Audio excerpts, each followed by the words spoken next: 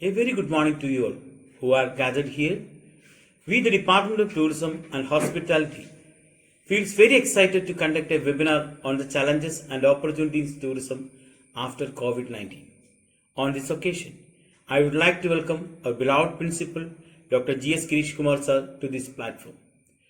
Next, I would like to warmly welcome our resource person, Dr. Joseph P.D., Faculty of Commerce, Mangalore University. He is an eminent personality in the field of tourism. Next, I welcome all the scholars from the different colleges to the webinar. Finally, I welcome all my dear colleagues and students to this platform. In this critical scenario of pandemic, let's all keep safe and stay home. Thank you. Very good morning to one and all. I am extremely happy to be a part of this webinar organized by the Tourism Department of Henry Becker College, melukavu. The topic selected for webinar is Challenges and Opportunities in Tourism after COVID-19. I really congratulate the efforts taken by the Tourism Department of this college for organizing such a program for the wholesome development of the academic fraternity in and outside Kerala. I understand that this particular webinar is intended for the purpose of academicians, administrators, bureaucrats, researchers and students from different parts of the country. And that can definitely empower and enlighten the concerned tourism professionals and also academicians as to what are the important challenges and problems faced by the tourism industry in general and in particular after COVID-19. Therefore, this particular endeavor is an attempt to provide the all aspects associated with the tourism industry growth development after COVID-19 issue. Therefore, our country has been declared, or the whole world is declared lockdown for past few months. And tourism is one of the most important industry that is being hit by the lockdown. Therefore, this particular seminar will definitely convey or unearth what are the important problems and challenges faced by the tourism industry, and also what are the precautionary measures or remedial measures that can be taken to redress this particular situation. Therefore, I congratulate all the teachers and students who have come forward to conduct this particular webinar so nicely, especially Mr. Anish Tanikel, who is the head of the Department of Tourism, followed by other his peers, Joshi sir, and many other teachers are associated with this particular program. Therefore, we got an eminent academician and industry expert, none other than Dr. Joseph P.D. from Mangalore University. Joseph P.D. is a very good academician who has made immense contributions in the field of tourism industry, and he is a known academician, writer and a speaker who has made drastic changes or so many landmark contributions in the field of tourism.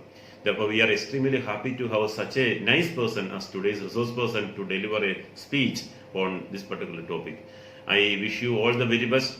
I request you to make this opportunity, make this particular program a wonderful one, and make use of this precious opportunity to the maximum extent possible. Thank you. Thank you. Have a nice day. Very good morning to all. It's my great pleasure and privilege that to be a part of this webinar on challenges and opportunities in tourism after COVID-19, organized by Department of Tourism, Henry Becker College, melukavu, under MG University, Kottayam, Kerala. I would like to congratulate the entire team associated with the organizing of this webinar. On this occasion, let me share some of my insights on challenges and opportunities in tourism after COVID-19. I feel challenges are more than the opportunities when tourism sector is concerned. We know that the outbreak of COVID-19 was first identified in Wuhan, China, in December 2019. The World Health Organization declared the outbreak as a public health emergency of international concern on 30th Jan 2020 and as a pandemic on 11th March 2020. As of 20th May 2020, more than 4.96 million cases of COVID-19 have been reported in more than 188 countries and territories, resulting in more than 326,000 deaths, more than 1.88 million people have recovered from the virus all over the world. In India, death toll has crossed 3,000 and positive cases are increasing day by day. Though initially positive cases were more in God's own country, that is in Kerala, the state of Kerala has monitored and controlled it very effectively, which is appreciated and accepted all over the globe. Spreading of this virus has very severely affected all economies and sectors. The entire world is suffering from economic slowdown, and economics are not in a position to predict its future implications. Many countries have declared lockdown months together, including India, in order to prevent its spreading. It has badly affected major sectors like automobile, construction, education, agriculture, and particularly tourism and hospitality.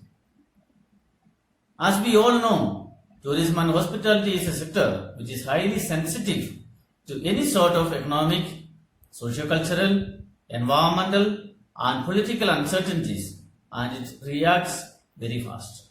We have many such examples in the past. The analysis by the UN Department of Economic and Social Affairs said the COVID-19 pandemic is disrupting global supply chains and international trade. With nearly 100 countries closing national borders during the past month, the movement of people and tourism flows have come to a screeching halt. Millions of workers in these countries are facing the bleak prospect of losing their jobs. Governments are considering and rolling out large stimulus packages to avoid a sharp downturn of their economies, which could potentially plunge the global economy into deep recession. In the worst case scenario, the world economy could contract by 0.9% in 2020. Tourism industry is one of the worst hit sectors all over the world, as the spread has a dramatic effect on international and domestic tourism alike, along with the range of sector-specific impacts including transport, hotels, travel and booking agencies, hospitality, restaurants, conventions and events and attractions. Given various travel restrictions imposed by the Indian government as well as government across the globe, forward bookings for various conferences and leisure travel bookings to foreign destinations have already been cancelled. In India, most of the summer holiday bookings for the state of Kerala, Rajasthan and Goa, etc. have also been cancelled, thereby impacting domestic tourism. In recent years, many countries have considered tourism as a main contributor to the economic growth and have believed that it is going to grow further. COVID-19 is the biggest challenge tourism and hospitality sector has ever faced, as leisure travel and international travel are adversely affected. The World Travel and Tourism Council predicts potential jobs impact of COVID-19 to the global travel and tourism sector. Impact to be felt on both white and blue collar jobs, and up to 50 million jobs are at risk globally, representing a reduction in jobs of 12 to 14%.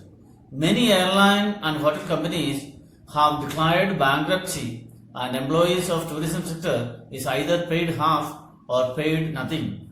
This will instigate the employees to search for new jobs. As one of my friends told, who is working with Emirates Airlines, that he is paid half till June and later company will decide how to go forward. Many lives are in state because of this COVID-19. The United Nations World Tourism Organization is working closely with the World Health Organization, its member states and industry to ensure a coordinated and effective response. Even if the rapidly changing reality quickly overcomes any assessment of the impact of this unparalleled crisis on the tourism sector based on the latest developments regarding quarantine measures, travel bans, border closures, and the patterns of previous crises, the UNWTO can already foresee a massive loss in tourist revenues, especially at the international level. In response to the virus outbreak and the imposed social distancing, many World Heritage properties are currently closed, this having a social and economic consequences on the communities that live in and around these sites. COVID-19 has also suspended many intangible cultural heritage practices with significant consequences for the social and cultural life of communities around the world. Although this situation makes tourism highly vulnerable, the sector is also in a unique position to contribute to broader and just recovery plans and actions. All over the world, tourism represents development opportunities, promotes solidarity and understanding beyond borders, while domestic tourism also helps to foster cohesion within nations. Besides, the sector plays a crucial role in leveraging efforts to preserve and promote natural and cultural heritage. All this makes the support of the global tourism sector even more indispensable both in this moment of crisis and when societies will enter the recovery phase. If responsibly managed, tourism, which is generally linked to only some of the indicators and related targets, can emerge from the current crisis as an even more critical contribution to the GDPs, supporting livelihoods and creating new opportunities for people around the world. At the moment, UNESCO and many institutions provide digital opportunities directly from home. Innovative solutions have been put in place in the cultural and creative sectors across Europe so that learning and exploring can contribute despite COVID-19. Many tourism firms have diversified their nature of functioning and have rapidly shifted towards digital meetings and events as a response to the current crisis. Unfortunately, some planned events have had to be postponed. Businesses have been diverted to virtual forms and people are gradually getting adjusted to it. For instance, birthday celebrations, weddings, and such sort of events gone virtual through digital mechanism. This webinar is also an example to be added to it. For the perspective of present generation, travel is not a luxury, instead it's a necessity to break away from the routine life cycle and to rejuvenate. Therefore, it is certain that tourism will revive at the earliest. The recovery might be slow, but once we manage to control this virus, the tourism industry will be the first one to see the major growth. After a very long time of no travel, people would be looking forward to explore once again. There should be a lot of financial incentives from the side of the government to support tourism sector at least for a year.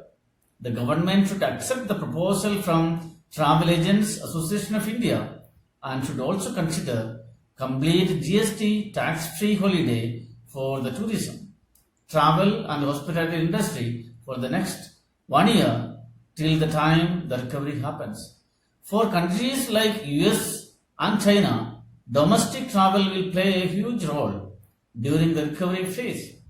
It's important for airlines, hotels and tour operators to capture such a shift early with clear operations and marketing strategies in response to such trends.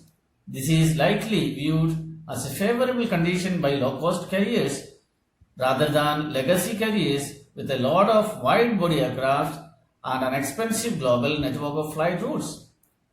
Large corporations must resist the temptation of cutting their innovation budget but choose to invest their resources much more strategically. Let us also hope that the ongoing crisis will serve as a wake-up call for the travel industry to work together on open data initiatives during the aftermath. After all, in order for travelers to learn and avoid potential risk of being in close contact with someone infected, airlines, airports, and hotels must break all data solis and work together with more companies. Thank you very much for giving me such a wonderful opportunity. Thank you all. Respected Principal Dr. G.S. Girish Kumar Sir, Honorable Resource Person Dr. Joseph P.D., respected teachers and my dear students. Today we completed the webinar on challenges and opportunities in tourism after COVID-19. This session has been very fruitful and beneficial for the persons associated with the tourism industry. It is my privilege to propose the vote of thanks on behalf of this esteemed institution. A warm thanks goes to our principal for your vision and commitment to work and its execution. High benchmark you have set for ourselves and never say die attitude help us to excel in all our endeavors. I extended our sincere thanks to Dr. Joseph P.D. for delivering the fruitful talk. I hope his words are very useful for the persons attending in the session. Behind every successful program lie the untold support of our committed faculties. I would like to take a moment to acknowledge the immense support of our dedicated faculties. Finally, our special thanks goes to our students and other participants. Thank you all for making this program a huge success. Stay safe. Thank you.